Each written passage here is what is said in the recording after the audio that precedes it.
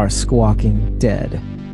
Welcome. I suppose it is the season for mid-season breaks and the regular boredom that you normally have to wait for between the first half and the back 8. And I figured it'd be a good time to kind of take an early night, as it were. Maybe perhaps take a little bit of a break.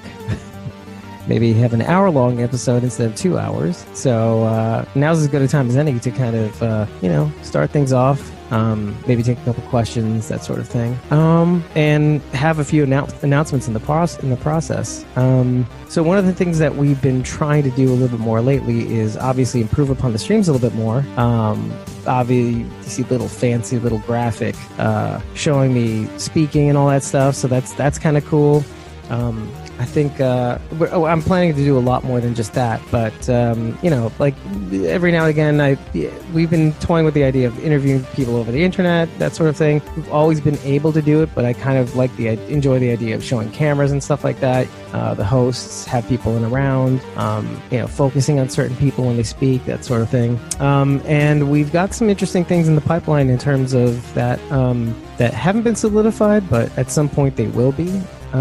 So I think that pretty much sums that up for now. Basically, exciting things are here to come. But I don't have everything down in stone. I haven't written down in stone, so I don't want to commit to say anything out loud. But I will say one thing. The first thing is probably sometime next week, we're going to announce a giveaway. We're probably going to have a short episode covering what we're going to be giving away, as well as after the podcast, putting all those things up, sending out the links, making sure it's on the website, that sort of thing, and make sure our bases are covered in terms of that too, and giving people a little bit more notice about the fact that it's coming out. And we've mentioned on the show the last 3 episodes, hey, I Am the Dark 2, it's good to see you, so to speak. I guess I haven't let you change your name. It's still Ted. Wouldn't it be bad if I called you Ted?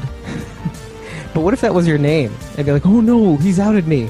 But anyway, as I was saying, so you're going to have enough time to kind of get on your haunches and be ready for this giveaway thing. And I'm going to probably wait a couple days before promoting it on Facebook and Instagram and YouTube and all that stuff. And by promoting, I mean actually putting money down on actual advertising and stuff like that. We did that last time. It was really, really successful. We actually had some really good hardcore fans that really, really, really, really were interested in that Negan statue. Yeah, and I'm looking at, if you guys look at shopthewalkingdead.com, that statue is going for over $400. It's bananas. So I don't know if they ran out. I haven't checked the McFarlane website, but I mean, I know that there was a limited amount of statues manufactured, but and I don't even know what number was the one that Scott got, the winner, but I know that he's happy and he's actually posted about it. If you check out his Twitter, he actually mentions us. So some really good feedback from Instagram. Thank you, I in the Dark too. You guys, you and everybody else was really helpful in trying to help me figure out what we're going to be giving away. I'm not letting the cat out of the bag, but I will say the Funko Pop idea is definitely going to be on the table. The Itty-bittys, I think, or something that I wanted to do from the beginning. Oh, hey, Walani. An AMA is kind of an Ask Me Anything. Now that it's kind of like mid-season break, it's kind of like a free play episode of Squawking Dead. So it's more of if you guys have had any thoughts in this season, any season thus far, if you have any personal questions for me, now's the time to ask them. But so Funko Pop toys, figurines, but I'm trying to figure out exactly what quality figurines I want to give away. And I think I'm thinking maybe a statue, because I've seen some really good ones. I saw a good one of Carl. I think I even saw a good one of Herschel. There's definitely a series of statuettes that are really cool, and they're actually kind of collectible and have its own pedestal sort of thing. I don't know how ham I want to go with this one, because I mean I kind of want to save some more money for a future giveaway. Basically, if there's going to be an overlap, or not an overlap, but if The Walking Dead and Fear the Walking Dead are basically going to touch and not have a break, no giveaway. So probably during mid-season break for Fear the Walking Dead, but it's probably going to be in the summer. We'll probably do another big giveaway. Other than that, there is some other interesting things that I I'm going to take a minute to kind of talk about at the beginning of the show also, because I've been bringing these up at the end of our episodes, the last 2 or 3, and that's the idea of guest hosting Squawking Dead. Oh, isn't it cute? You guys are saying hi to each other. It's so precious. But yes, we are looking for a third guest host to squawk with us. So as you may or may not know, Carol is taking a small step back in terms of doing the podcast. She is and will always be my number 2, it's kind of funny. I feel like a ship adrift without her. It's kind of an interesting feeling to kind of be on my own in this project, because this really was an us project from the very beginning, and I'm kind of being a little bit more candid than I probably should be.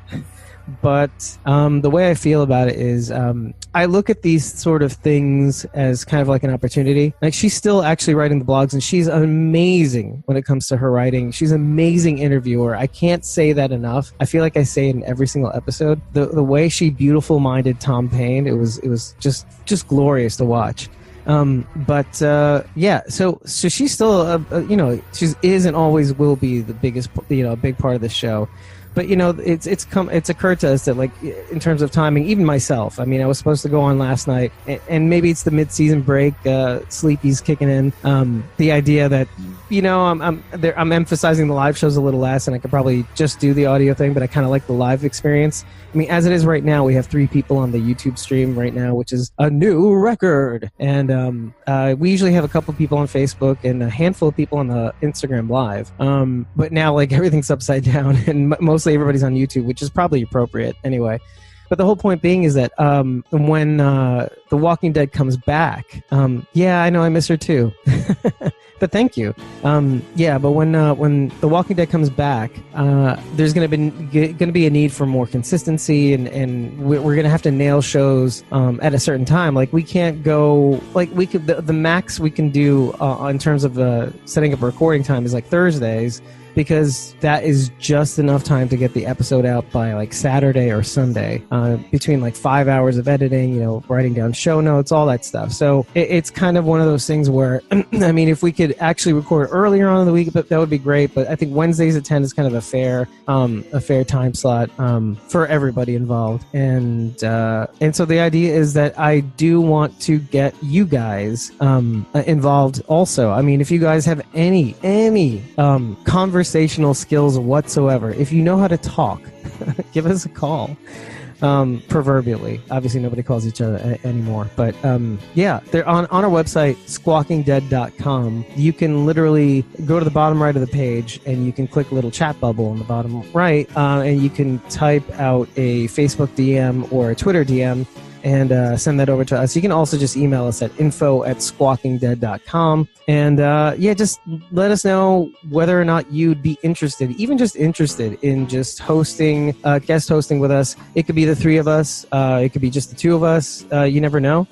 I've been speaking to the original Superfan-Rob, and I've been trying to coax him onto the show, because he's just an amazing conversationalist, amazing human being, and I'd love for you all to meet him. And I'm going to be referring to him as Superfan-Rob. It just seems appropriate. Because he was kind of like the first person whom I told, he's actually a customer of my company. And we just had this really good working relationship. And so I thought it would be just a really good idea to get him involved too, because we do talk about the Walking Dead sometimes, and he tells me how he listens to the podcast, and I think it's really great. And so kind of as a thank you, and also the sheer fact that I think he would make a really good guest. I've been trying to guilt him into being a part of this project. So we already have some questions or some comments. And one of those comments are, yes, the heavy underutilization of Tom Payne, a.k.a. Jesus from The Walking Dead. And Carol was actually the first one to point this out last year. There were scenes that we were expecting, basically a fight scene between Jesus and Negan that was supposed to happen, that never ended up happening. And we were all kind of like thinking, oh, okay, it's coming. Maybe it's going to come this season 9. And obviously we didn't have time for that. And what happened in the last episode, and that's not going to happen. So there was that. And you know, we took stock of season 8, and I mean, just looking at he's credited in every episode, but doesn't appear in many, or especially not featured in many. And one of the questions that we asked Tom Payne is basically, you know, were you able to actually do anything, you know, between shows that you were actually involved in and shows you weren't? And basically he said it's kind of like they keep you hostage, because I mean you can't really venture out and do other things because they might need you on set, you know, for any odd number of sequences behind the scenes, and just for the fact that like you kind of have to be sequestered away so that you don't get, you know, busted, or people don't accost you, and they don't, you know, you don't spill any beans and stuff like that. So it's just one of those things that he kind of had his hands tied. I mean, he's obviously getting paid, but at the same time, like, you know, you're an actor, you want to create, you want to actually do something. And so you could just sniff the frustration off of him in person, but you could also kind of sniff it through the TV. He's made it kind of obvious. So yeah, it's frustrating for everybody involved. And I mean, to be frank, I don't really see how they would have been able to do that, to be honest. I mean, yeah, it's just really difficult. I mean, I don't know what they were going to do or expected to do. Yeah, okay, so Alani, what's interesting about Tom's training, okay, when he first came on the show, and I did this when I was doing the research, I kind of wanted to show off a little bit, but Tom did all this training with Stephen Ho and everything, who's like this insane martial arts trainer, and he spent 6 weeks with him, basically getting him into shape for the show, teaching him all these moves and all that stuff. And just like knowing that, and then knowing that he just died. I mean, at the time when I was doing the research, you know, that wasn't even down the pipeline. It was Walker Stalker Atlanta. You know, so we had no idea this was coming, and so things were looking pretty sweet on the horizon. I'm not sure when exactly Tom got the call that he was going to die. But yeah, it's I mean, all this work. I mean, he even mentioned, I think, on Talking Dead on the couch, how he even had a little bit more training for this season, going into it again. And yeah, it's just this weird, unsettling feeling that we were all gypped. I mean, what really ticks me off is that I think a lot of people lay the blame on Scott Gimple, and I don't think it's that simple.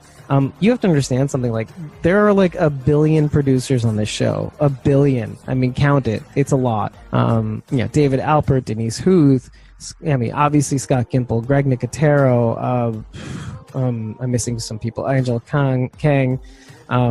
Score. I mean, it's just a hefty. What was her name? I always forget her name too.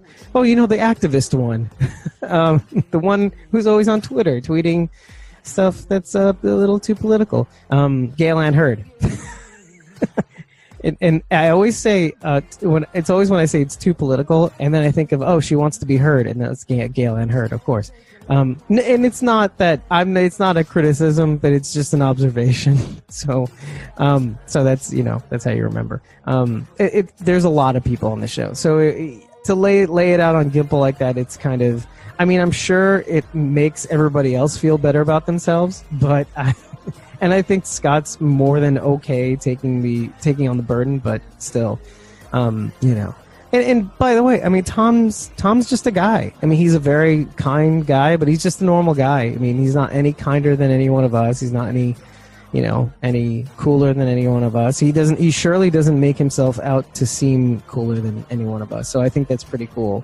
I can admire somebody just being a guy and being just being themselves. And I think the one thing you can't accuse Tom of is being anything other than himself. In fact, one of the cool things that I did like about Tom in my research is that that he moved to America not only to get a better acting life, but it just seemed like people were more, even though people are kind of nutty here, people do seem to be more authentic here. And so it gave him the impression that he could be himself in America more than he could be in the UK. And that was one of the biggest kind of questions I wanted to ask, because with all this talk about, like, you know, everybody does ask him about, hey, do you ever want to take film in the UK again? And he's kind of like, no, I kind of like it here. like one question I did want to ask him was, would you consider yourself an American? I mean, he's been here for quite a while, and so I think it would be an interesting, definitive, yes on that one. And I kind of wanted him to just admit it or say it out loud. So, sigh. And we only had like 10 minutes to actually interview him. So, I mean, and I just let Carol do her thing. She was just simply amazing, and it's just a shame that we didn't have any of the audio. I would have used crappy audio if we even had that. But it was. I'm not going to go through that. There's a video on that. There's like a few minute long live video, like 6 minutes, 7 minutes, explaining the whole thing. I've even linked in that video, if you look at the cards for that video, and I think there's even a URL to the actual interview that we had with no audio. It's not public, but you can get to it from the giveaway announcement video. So there are ways to get to that interview. You just have to kind of click in. So yeah, actually, I'm the Dark too. Tom actually lives. Well, I don't know. I know he bought a house in Georgia, but I do know that he's in New York City right now. I don't know what he's working on, but I definitely know he's here now. Well, just so everybody knows, I live in New York City. Kara lives down in Florida, but it does afford me some opportunities when it comes to interviewing people and getting some business opportunities. But that's for later. Ooh. But hey, how are you guys doing? I'm kind of curious to see how how you guys have been. How do you feel during this break? I know it's been like only a week or so, but has the panic settled in?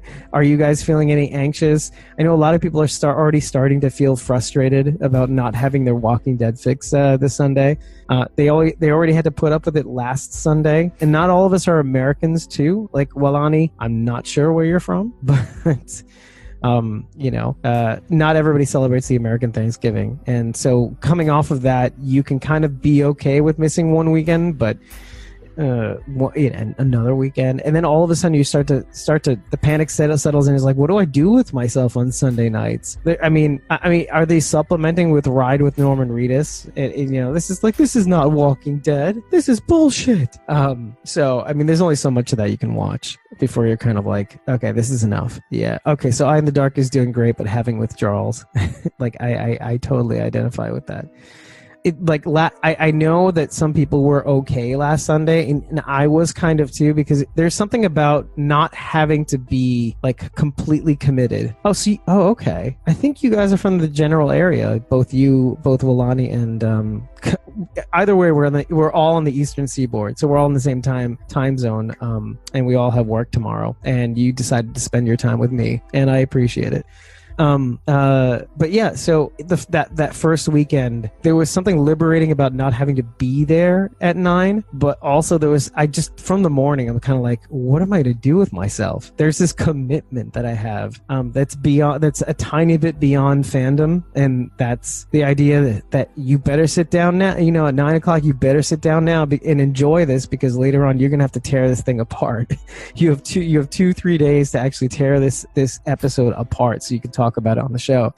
And you better bring some of that insight juice, because and it's just this process. It's just, you go through the episode, you just pause, you rewind, you're like, did he just do that? And then you write that down, and it's a whole thing.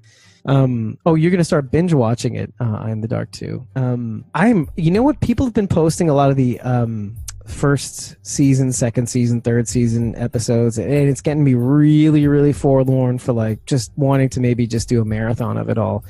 I just don't have. I wish I had the time for that.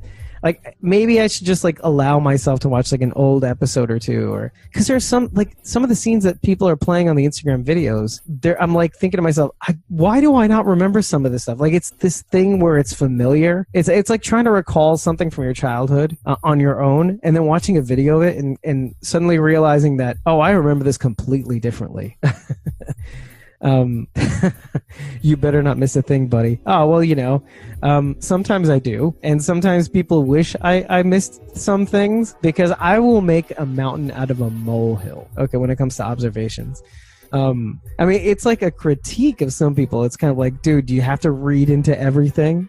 So Yeah, and it often causes it to be our podcast to be unnecessarily long. So, but yeah, I'm trying to think of myself, like, what other questions do I have? I mean, I've gone over some of the theories that I have for from when the season picks up again. The whole bit about the riders I mentioned in the last episode.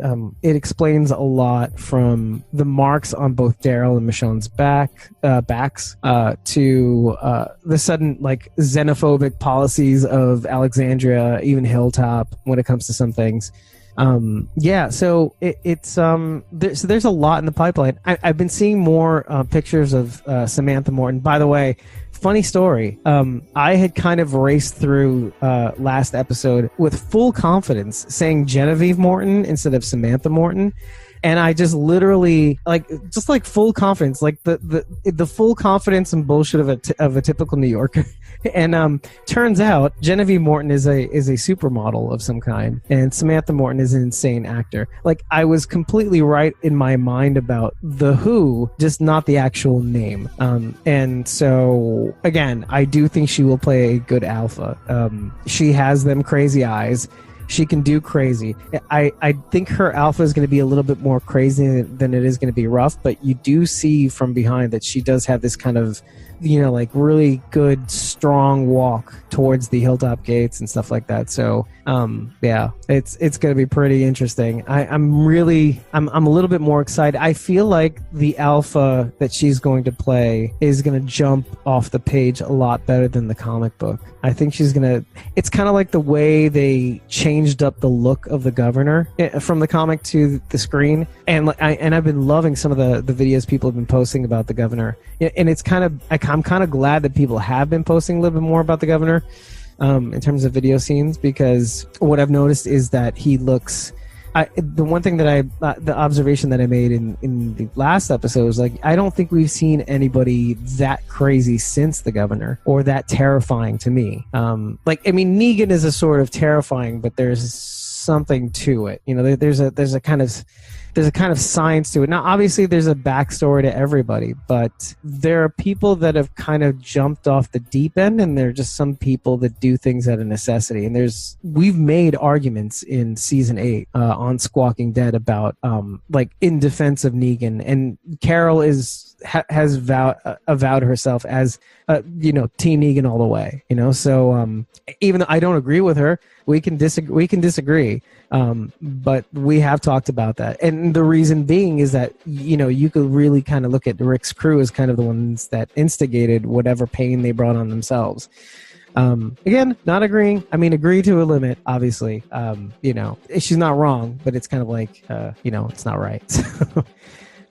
Okay. So you're asking me a question. Hey, you think Michonne killed Cindy? Okay. Yes. Okay. There's a flashback of Michonne, and if she did, would that have split the communities? That's one of the things I think I may have mentioned or skipped in the last episode. I know I wrote it down in my notes, and one of the things that I wanted to bring up was how we haven't seen anybody. Yeah, I did mention it. I mentioned, like, where's Oceanside? The most that we've talked about when it comes to Oceanside is when, I think it's Rodney, one of the Hilltop crew, basically says, he basically mythicizes the Oceanside as if, like, they are known, they are like heard of. Oh, it's a tribe of women, but in essence, we really don't really see anybody from Oceanside. And I'm kind of wondering that whether I don't think anybody. It's really hard to say. I mean, after all the mercy that Cindy has shown our communities, okay, like, think about Aaron, and think about how Enid killed Cindy's, like, I think mother, or whatever, the leader from the Oceanside, Natanya, I think it was. All the things that Oceanside let them get away with. I mean, Tara's whole thing from the beginning, bringing in Heath and that whole mess, and they kind of let him pass twice and all that stuff. And then, okay, you think you give Cindy a little bit of a pass. So it's just really difficult to imagine. I mean, I'm leaning more on the side of Oceanside being mostly massacred after bridge camp. I mean, take for example, Kathy died. I mean, died right on top of Rick. Well, as a walker. But yeah, I mean, you really just don't. You stop hearing about Oceanside after Rick's last episode. But another thing that Jed had mentioned, I think this was, we talked about this 2 episodes ago, and that was when the Marauders basically took over Henry and Carol. What you notice is that Regina has a harpoon, and Carol makes this vague mention of those things belong to people we cared about. I don't think I actually mentioned this. I'm not sure. I know that one of these episodes I had some big audio issues and I had to kind of rake over it again. But yeah, so she mentions that to them, and Jed just mentions, hey, but we just found these. We don't even know what you're talking about, and we'll never bother you again. And then she just throws the match. But it's just this big open-ended thing that she says. Those things belong to the people I care. That we're cared about and all that stuff, and it's kind of like okay, all right. And the last thing you do see the Savior Marauders do on the Rick episode, you do see them face off against Oceanside with Carol screaming no before the cut. She just screams no, and I did note that Oceanside drew fire first, or not drew fire, fired first. So I mean, between killing the Saviors, also it's just this whole mess. Anyway, but yes, be right back. Nice. Okay, well, Lonnie, I will see you in a bit. We'll be waiting. Okay, well, let's everybody just not talk until Lonnie gets back.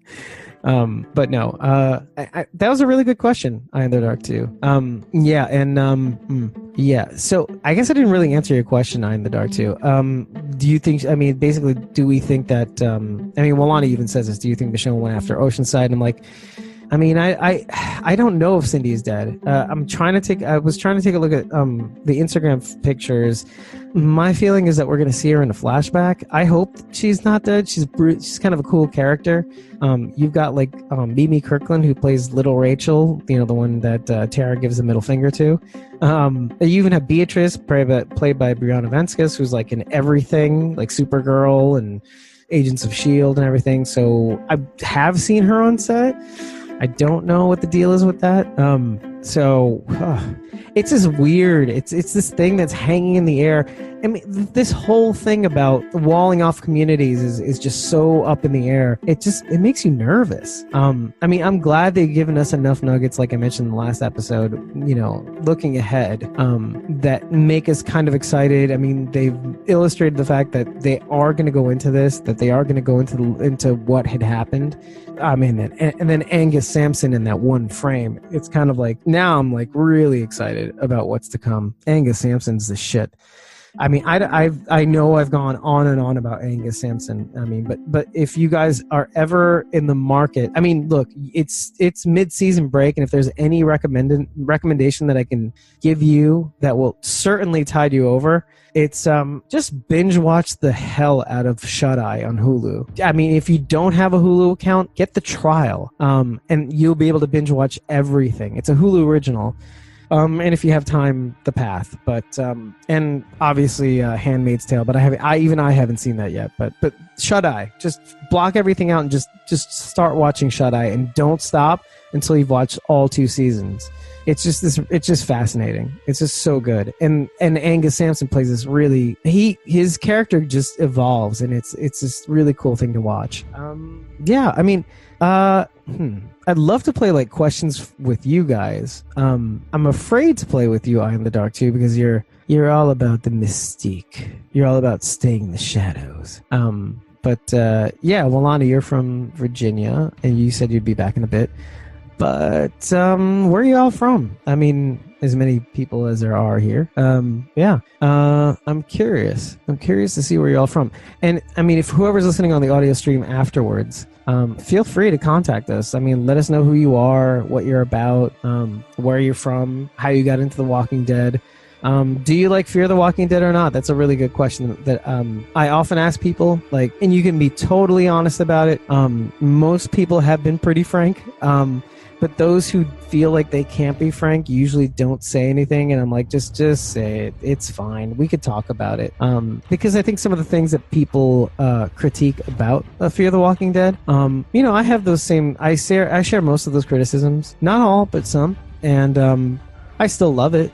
It's still my baby, but yeah, I mean, you can have those opinions. Actually, I'm curious. Yeah, Eye in the Dark too. Do you like Fear the Walking Dead? I feel like you do.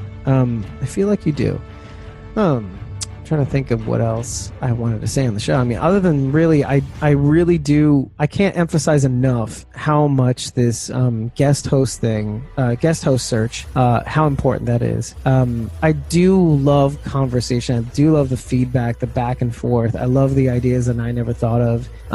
I just the conversation bit. I mean, you don't have to be this intense viewer of the show. You don't have to look, you don't have to have these deep observations. In fact, it's probably better if you don't. I mean, Carol, what makes Carol so great, I mean, aside from the fact that she has the gift of gab and is a great storyteller and good conversationalist, is that, she has deep knowledge on the comics lore. And, I mean, obviously, he's always excited to watch the television show. But, she's got the knowledge background. She's kind of funny. She's a great conversationalist. I mean, I'm a dummy. I everything I know about the show, I know based on watching it, and everything that I throw on top of it is just me trying to find meaning and purpose and signs and sometimes filmography and sometimes the way things are shot. I like really, really cleverly written stuff, things that call back to each other. I mean, some of the things that people are finding and how some of the same words are used between different characters, not in a lazy way, but in a purposeful way. It's perfect. So Eye in the Dark 2 is saying, yes, she loves Fear the Walking Dead, loves John Dory, Al, and Morgan. Something tells me that I read that, but you took it back. Something tells me that you did not watch Fear the Walking Dead for the first 3 seasons, and you kind of tuned in the 4th season, which is not a bad thing. It's just I think most people that are watching Fear the Walking Dead did tune in that 4th season. You must be listening on the phone because your autocorrect is typing out Dory as Doris. And I think you're probably going to keep wiping that out until you say Dory because he's just that good. I mean, it's Dory with an IE, not a Y, like the fish. Okay, yes, Wani, yes, I love your candor. He says, I wasn't a big fan of Fear the Walking Dead, but with Morgan on there, I've been loving it in Dory too. That's like a perfect answer. I mean, some people, when they first started watching Fear the Walking Dead, they weren't really that into it. I think there's something about the environment. Oh, look at you. Wait, hold on a second. So, Eye in the Dark, so you've been watching from the beginning? Let me know, because there's obviously a lag. But yeah. Yeah, Walani, perfect answer. I mean, and it's fair. Carol, I'll put it to you this way. Carol was not a big fan of Fear the Walking Dead, and even after season 4, she's still kind of not. Something about the back half of this season really kind of like almost violently put her off. No, not violently, but it was enough for her to kind of want to say, like, I can't even look at this anymore. I can't. I watched it, but I'm not going to cover this. I'm just going to be too angry. And I told her, you can be angry on this show. It's fine. We can have an interesting back and forth. In fact, like, I was kind of trying to encourage her to actually cover that last episode with me. That last episode, episode 30. I covered the season finale of Fear the Walking Dead season 4, and yeah, it was it was typical panicky. I think I was live, but obviously nobody was on, so I just kept rambling and going. So I'm just giving you this so that when you listen to the episode, you can laugh your ass off. I kind of went into a beautiful mind at one point because it was actually kind of fun to listen to myself after a certain point. Like, you get halfway through the episode, and all of a sudden you start, because I do remember at one point I start spinning yarns and like complaining about things, and I kind of go a little crazy about it. But yeah. See, and that's what a lot of people said. Like, Walani, they would watch the first season of Fear, or they get like and I think they did the same thing as The Walking Dead. I think they had a limited amount of episodes in season 1, and they gave it a chance, like most of the way through that first season, if not all the way, and they were not interested at all. But yeah, I'm sorry I misjudged you in the dark too. I don't know why I did that. I really don't, and I hope you forgive me someday. I laugh, and yet I'm hoping you forgive me someday. So. Yeah, I'm just here with the lag now. Okay, so I think I'm gonna wrap this up soon, but if you guys do have any questions for me, or have any thoughts, questions, whatever, who cares about questions? If you have thoughts of any kind, just spit them out in the chat, and we can talk about it. Where do you think the season's gonna go? Who do you think is behind what happened to Oceanside, primarily, because they're not here, apparently? Why did Alexander go all xenophobic? Walani said he came, I'm saying he, but it could be a she, came back, and then, dude, Travis fell out of the helicopter and I was gone again. You know what's funny about that is that there was a point in that season that like kind of hooked me but kind of didn't hook me.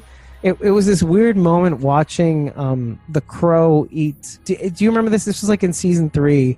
There was that raven or crow eating the back of that dude's head, and he was talking. And there was this weird moment where I was kind of somewhat freaked out, and then also somewhat put off, like, okay, this is really crazy. But then also kind of like, okay, rolling my eyes, come on. Like this triple kind of reaction. Like I was kind of impressed by it, but I was also kind of like, okay, this is a little bit too much of a gimmick. This is obviously like during the Kalantaka Walker thing, and yeah, so... Okay, yeah, and by the way, so that moment was kind of like me thinking, like, should I keep watching this show? Like, what the heck's going on? I'm not too into Daniel Sharman's character, and I'm like failing to remember his name. Troy, yes.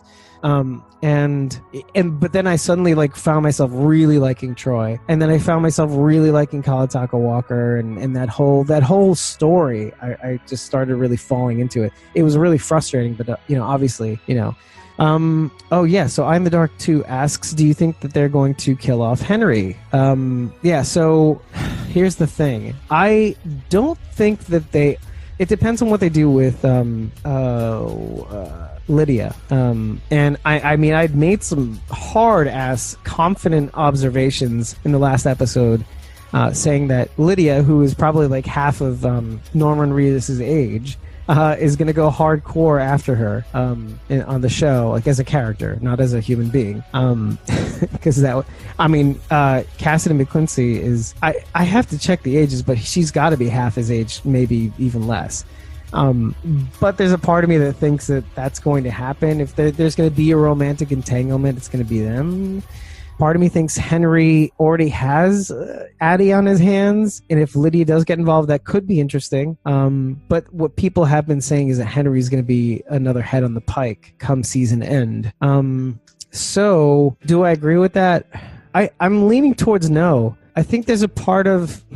I'm leaning towards no, but I fully recognize the intelligence behind yes, because it's not about how many people you kill on the show, or it's about how you do it. And it depends on who you kill. I'll be honest, like I'm ruthless.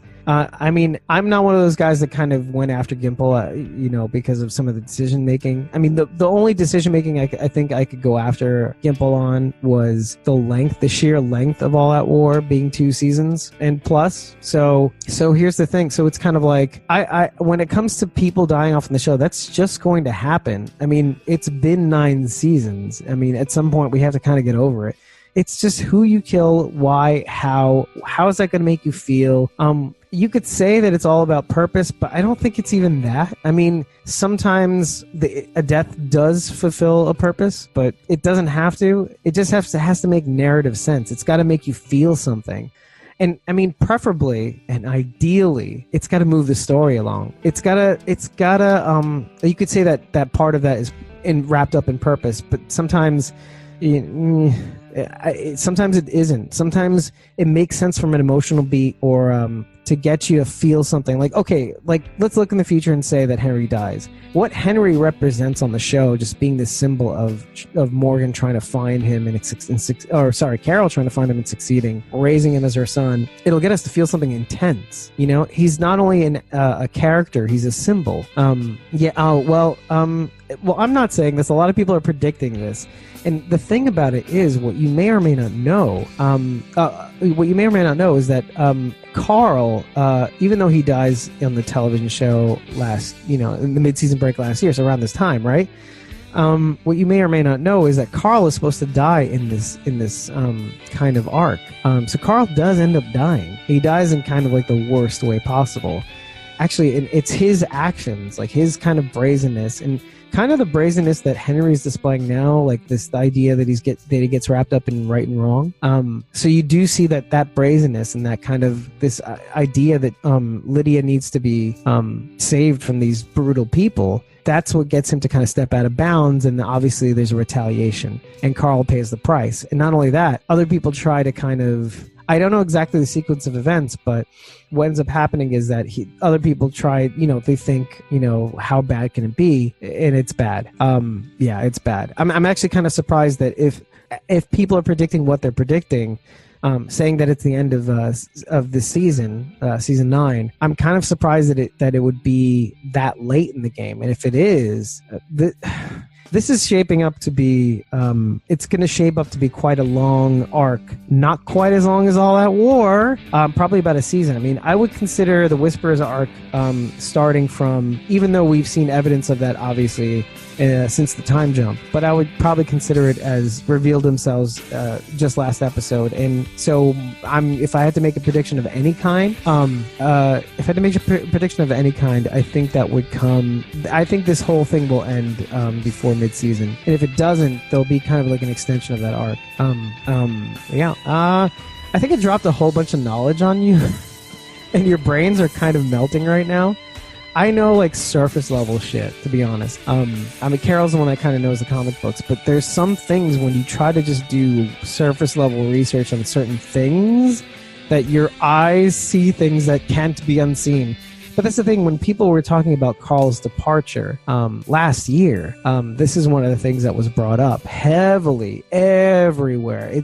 I'm surprised that some of you guys kind of were able to survive the internet thus far without finding that out. But I mean, it's all in how it happens, less the fact that it happens. And think of all the divergence. I mean, one of the big things that I was kind of even just thinking today was how Daryl was not a character in the comics. And so the attachment that a lot of people have to Daryl, and even Merle, let's say, is such a phenomena. It's this weird black hole phenomena that he's like their favorite character, and yet he's not a character in the comic. But the closest approximation of what I can think of, like, to compare it to, and this is a weird thing. I was in a band actually about 10 years ago, and we did this little project, this like 5-6 song EP, and actually like 2/3 of the songs, maybe 4/5 of the songs were written mostly by me, and the band kind of perfected it and all that stuff. Save like 2 songs.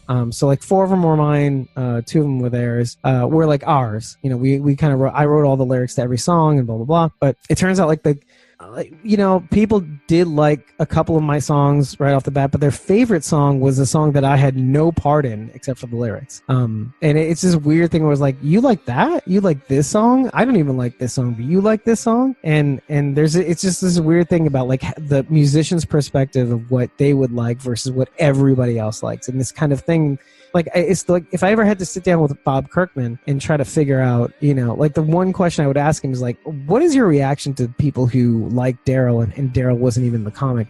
Like, does it kind of make you feel kind of weird about it? I mean, does it make you feel kind of like, is it interesting for you to kind of see how, or does it kind of like echo kind of the sentiments you've said previously about how the show kind of makes the comic better? Like they make decisions that you would normally, like if you could go back in time and fix a mistake, is it along those lines where you would have done that if you could have?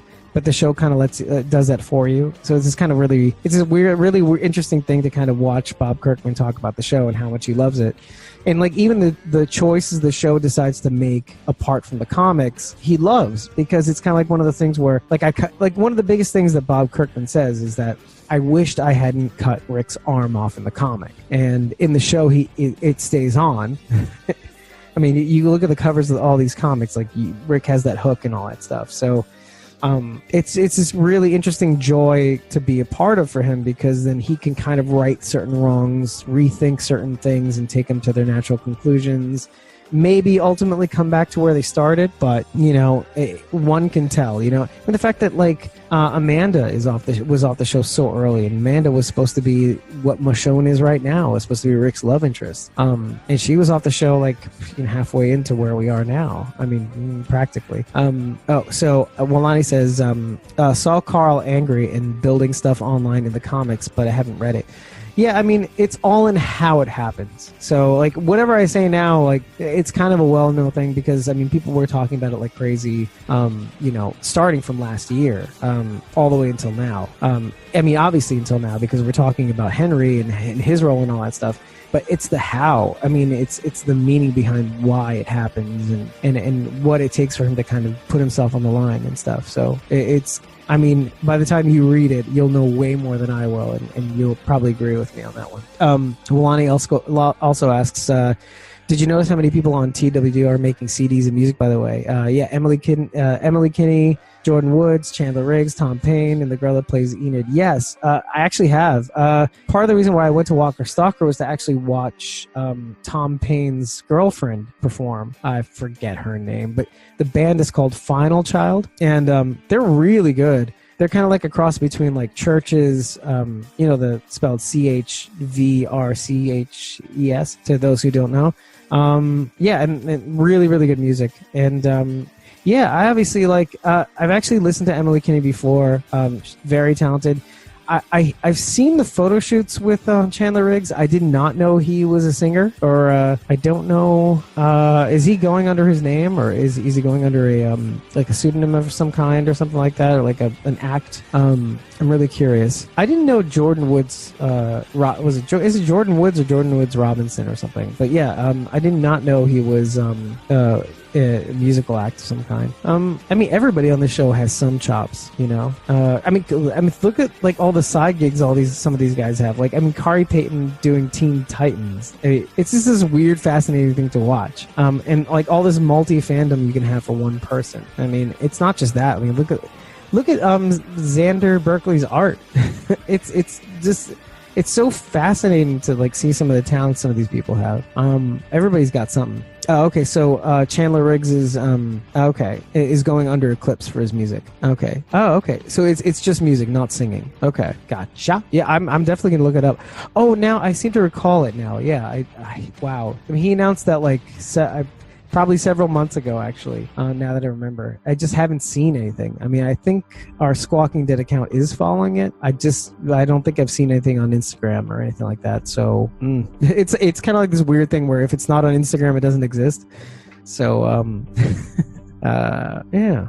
I do have to see more of Katelyn Nacon stuff. She did perform at Walker Stalker. I just was so kind of out of my mind crazy that I didn't get a chance to actually see her do it. I did see clips of her actually sing, I think on Instagram maybe. But yeah, she's definitely got chops, and I definitely heard her from the other room, so the layout was interesting. So I think I'm going to cut it off there, and in the interest of kind of keeping a short one, getting the message out about the rotation of guest hosts that I'd like to see if I can set up for the back 8 at the very least, if not like more.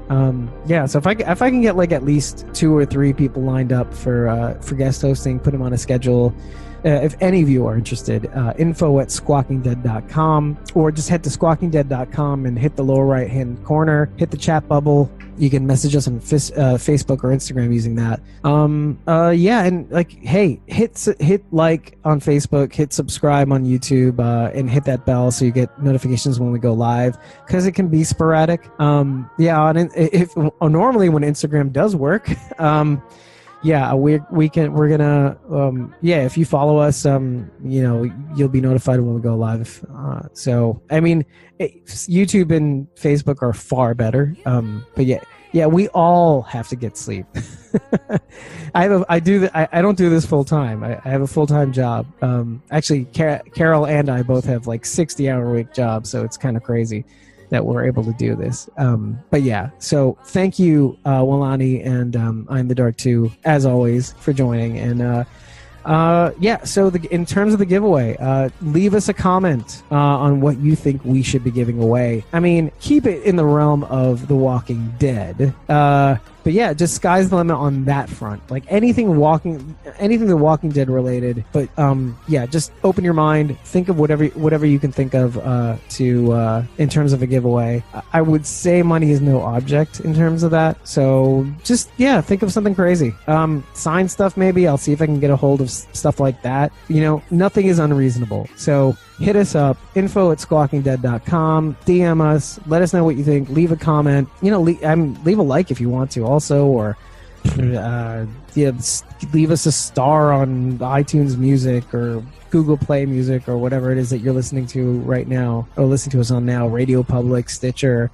There's a whole bunch of things. But either way, love you guys, and I'll see if we'll have a giveaway, like a giveaway podcast next week. Let you know what we're giving away. I'll even send you guys an alert. Get your comments ready. Get your questions ready. Leave them in the comments, that sort of thing. And maybe I'll have something lined up for a show based on your questions and comments and stuff like that. So I appreciate it. Thank you for tuning in. And I will try to catch you next week. Love it. Don't leave it.